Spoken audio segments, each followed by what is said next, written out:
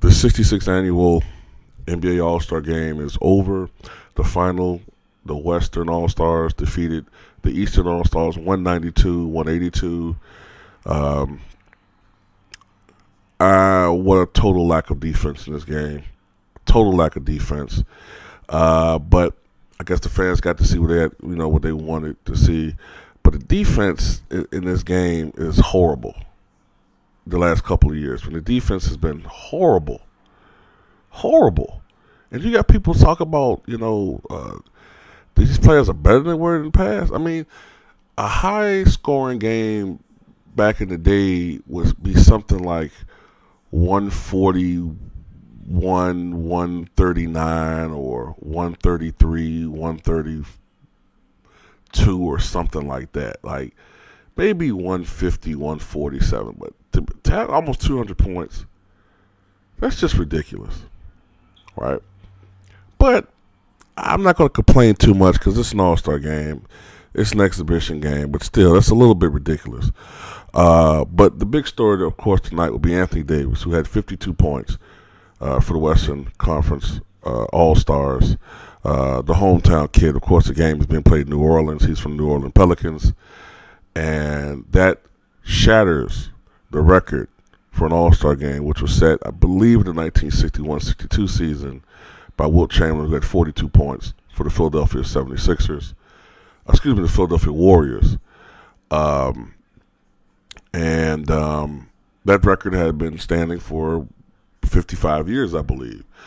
There have been guys who come close. Paul George came within 1 point of tying it just last year. Michael Jordan, of course, had 40 points in 88. There's many guys in the high 30s. I remember Garnett had a 37-point game back in the early 2000s. I think it was 2003. I think, there's been other guys that become close. But this is the year that it was shattered. And I thought that eventually it was going to get shattered. Because, not to take anything away from Davis's performance, but in today's basketball, there's been a shift in how these coaches distribute playing time. Like prior to the early 2000s, coaches primarily were more interested in getting everybody equal playing time, or at least a good amount of playing time. Like, for instance, like let's say in the early 1990s, very early 1990s, let's say the Western Conference starters would have been like Akeem Olajuwon, Karl Malone, Chris Mullin, Clyde Drexler, and Magic Johnson. The secondary players would have been, the bench players would have been something like David Robinson, trying to think of power forwards at the time in the Western Conference. I know Tim Hardaway would have been on the bench, Mitch Richmond, maybe Terry Cummins. Was Terry Cummins in the East then? I can't remember what conference he was in. But you get what I'm saying. The bench still would have been stars. So you just had more even distribution of minutes. That's why Michael Jordan for so long had the highest career all-star scoring average when it was just 20, 21 points. Now you got guys averaging 25, 26, 27 points in these things. Now the focus is more on the starters playing regular season minutes. You didn't see guys playing 30-plus minutes like you do now. Like, for instance, Anthony Davis played 32 minutes. 32 minutes. Harden played 30 minutes.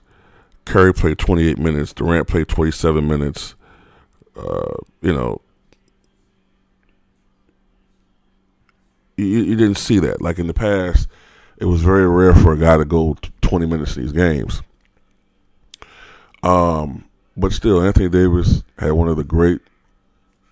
they had the greatest offensive performance in All-Star game history. The only 50-point game. My thing is, do they count this in career 50-point games? Like they usually count regular season and playoff games as career 50-point games. Like, does this game count in Anthony Davis's repertoire as a 50-point game? I think it should. It's 50. Other things to note in this game.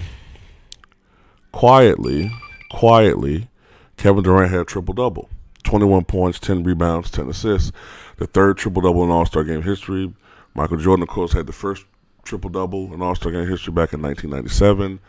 LeBron James had a more emphatic triple-double some years back. I think it might have been 2008 when he did it. I can't remember exactly what year it was. And, of course, Durant did it this year. And Russell Westbrook on the bench had 41 points. He was going for the MVP himself. But this was I guess you would call it an entertaining game, man. I mean, it was entertaining. We got the slam dunk contest and then some that we didn't have last night in that stink fest. For the Eastern Conference, LeBron James had 23 points. Rather pedestrian by his standards, but still a good game. Kyrie Irving had 22 points, 7 rebounds, and a whopping 14 assists. I mean, he was goddamn John Stockton out there tonight. And please, I hope I don't butcher this name because I still can't master this guy's last name. But Giannis Antetokounmpo. I can't get this guy's name correct, man. But Giannis Antetokounmpo. I think I was like, that's as close as I can get, man. I still can't get this guy's name right. He led the Eastern Conference with 30 points. That's why I generally just say Giannis on video. He had 30 points to lead the Eastern Conference, but shout out to Anthony Davis for winning the MVP. And this game will be talked about for a while. The Pelicans might get suddenly a bigger fan base because one of my subscribers noted to me, there's some little breaking news that DeMarcus Cousins is on the market again as far as trades was concerned. After just 2 weeks ago when the Kings said emphatically that they would not be trading DeMarcus Cousins this season, and we're talking about giving him a $200 million deal. Now all of a sudden, because of the technicals and various individual outbursts that DeMarcus Cousins has had recently, they're looking at potentially trading him again, and the first team that they're looking at is the Pelicans. Now, I would think that where DeMarcus Cousins is concerned, as great a player as he is, if they were to make a trade, it would involve Davis. But if I'm Davis, would I really want to go from the Pelicans to the Kings? It's like going, it's like having the option of being a virgin, right? And you get to choose either fucking a chick with a shitty asshole or a chick that's on a rag. Is either one of those options really that appealing? Ugh, they both stink. You know what I'm saying? So it's like, I don't know, man. If I'm Davis, I'd rather just stay with this squad, man, build around me, whatever. And also, they